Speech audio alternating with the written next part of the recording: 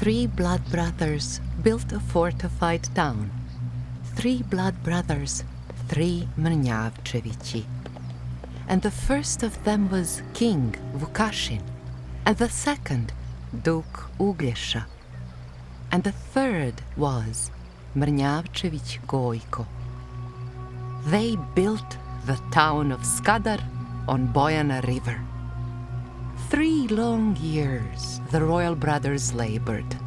3 long years, and with 300 masons, and they could not even lay the foundations. Much less could the brothers raise the city. What the masons built throughout the day, the fairy wrecked and tore down in the night. When at length the 4th year was beginning, the fairy called down from the mountains high, "King Vukasin, do not waste thy labor. Waste thy labor nor expend thy treasure. For thou cannot lay the town's foundations, mighty king, much less build the city, till thou find twins with matching names. Till thou find Stoja and Stojane. Take them, the brother with his sister, to immure them in a town's foundations. When this is done, the building will hold firmly, and you will build the town of Skadar." When King Vukasin had heard these words, then he summoned his servant Desimir. "Desimir, my dear, my child beloved, thou have been a faithful servant to me. Henceforth thou shalt be my child beloved. Harness now the horses to the wagons. Take with thee 6 loads of precious treasure. Go, my son, the whole wide world traveling, seeking for the twins with matching names. Seek, my son, for Stoja and Stojane. Search for them, the brother with his sister. Seize the 2, or purchase them with treasure. Bring them back to Skadar on Bojana, that we may immure them in the building, so that the foundations may hold firmly and the fortress can rise up with its walls."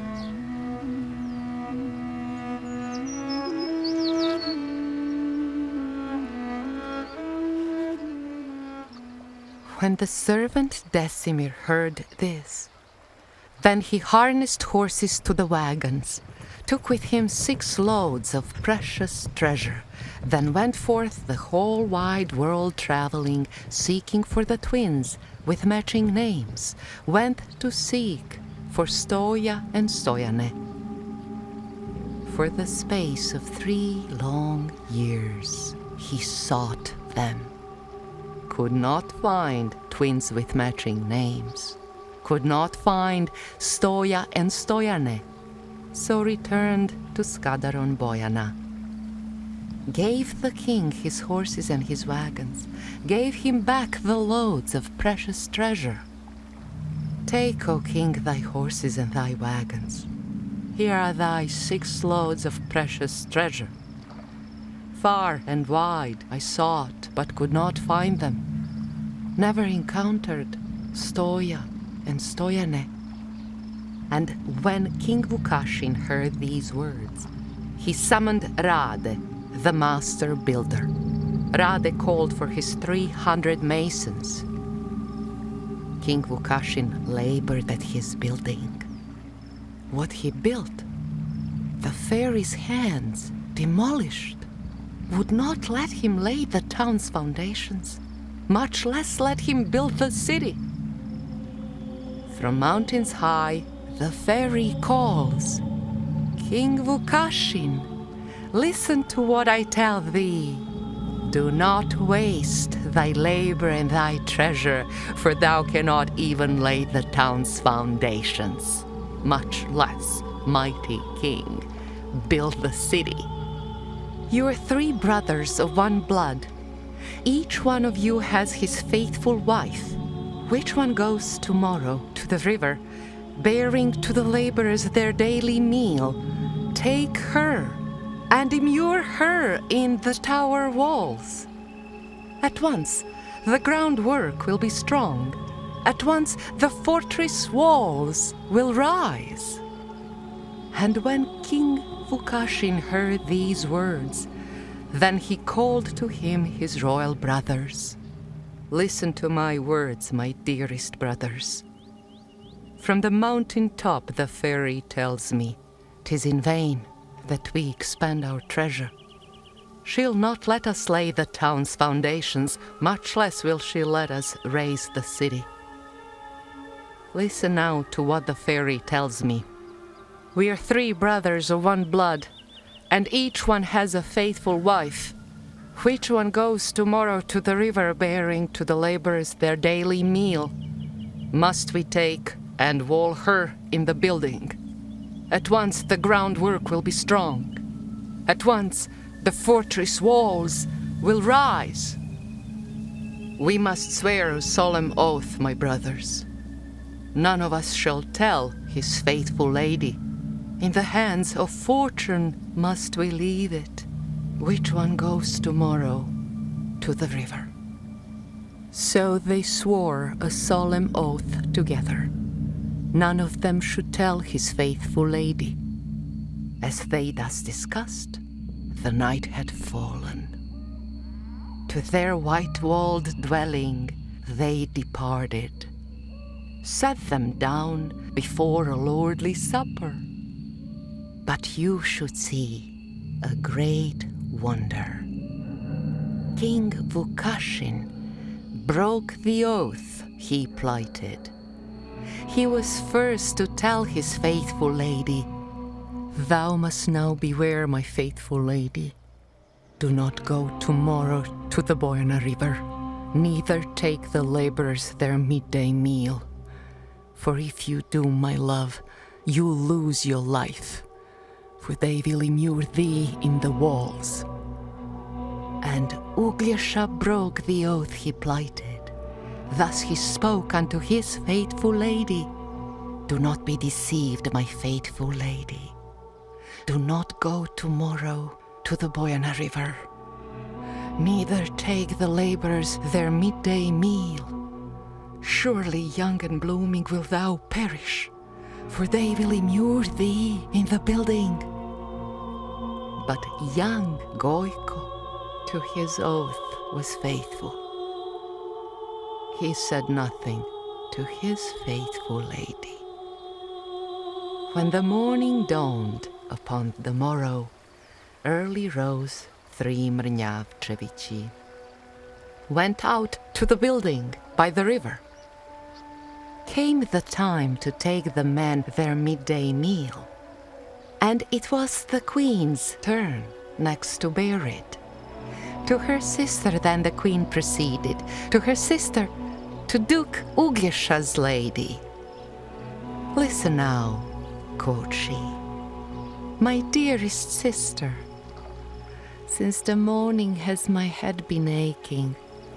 Now God grant thee health, I cannot bear it. Do thou take the laborers their daily meal." Then replied Ugljesha's faithful lady, "O my sister, dear and royal lady, since the morning has my hand been paining. Now God grant thee health, I cannot bear it. Go thou now and ask our younger sister." Off went she, and thus addressed their sister, "Dearest sister, youthful wife of Gojko, since the morning has my head been aching. Now God grant thee health, I cannot bear it. Do thou take the laborers their daily meal." Then replied the youthful wife of Gojko, "Hear me, sister mine and royal lady. Gladly, sister mine, would I obey thee, but I have not bathed my tender infant, and I have not washed my snow-white linen." Then replied to her the royal lady, "Do thou as I say, my dearest sister. carry to the laborers their midday meal. I will bathe thy tender infant for thee, and our sister wash thy snow-white linen." All that Gojko's lady said was useless, so she bore the laborers their daily meal. When the lady came unto the river, then perceived her Mrnjavcevic Gojko, and the hero's heart was wrung with anguish, filled with sorrow for his faithful lady, for the tender infant in its cradle. Hardly a month had passed since it was born them. Down his cheeks the heavy teardrops trickled. When the slender bride perceived her husband, modestly she walked till she was by him. Modestly she walked, and thus addressed him: "What afflicts thee, my good lord and master, that thou sheddest heavy tears of sorrow?"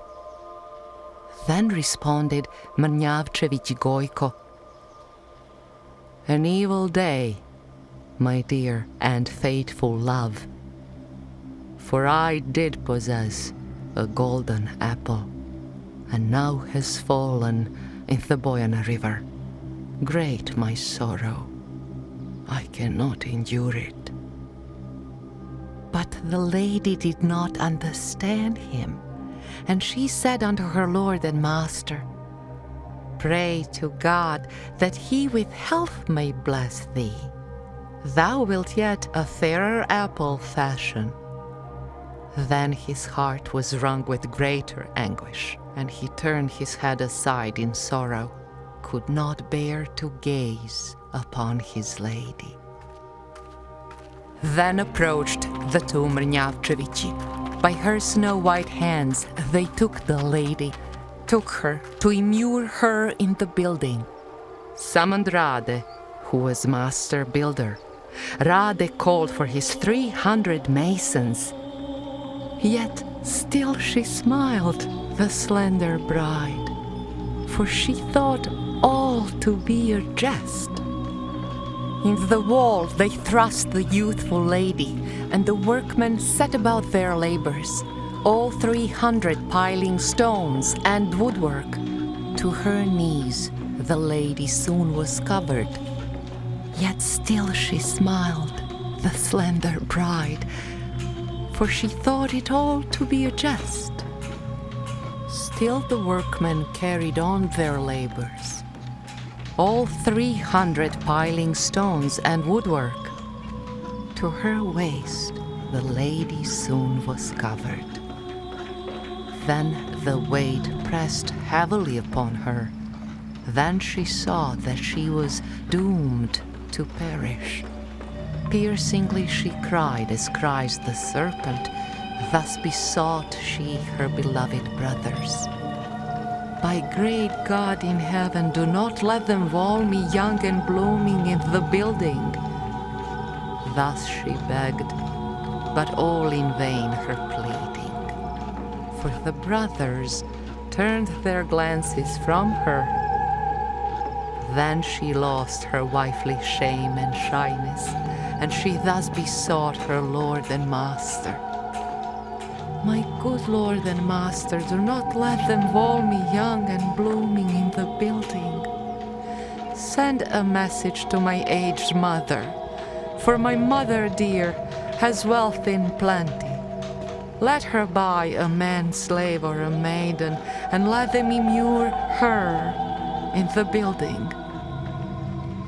When the slender lady saw full clearly that her prayers and pleading not availed her, then she begged Rade, the master builder: "Master builder Rade, dearest brother, do thou leave a window for my bosom.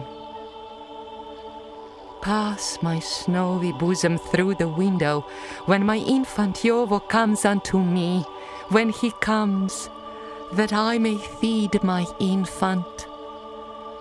Rade listened to the lady's pleading, and he left a window for her bosom. Passed her snowy bosom through the window when her infant Jovo came unto her, when he came that she may feed her infant. Once again the lady called to Rade, Master builder Rade, dearest brother, leave thou for my eyes a little window. Let me gaze towards my white-walled dwelling, when they bear my infant Jovo to me, when they carry him back into the dwelling. Rade listened to the lady's pleading.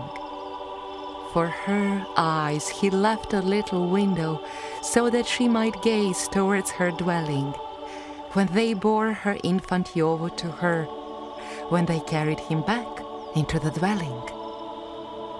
Then the men immured her in the building. They brought her infant son in his cradle. For a week she fed her tender infant. When the week was up, her voice had failed her, but the milk still issued from her bosom. For a year she fed her tender infant.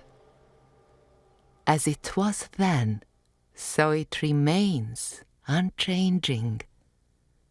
Still, the milk trickles from that window as a wonder, as a cure for women lacking milk with which to feed their infants.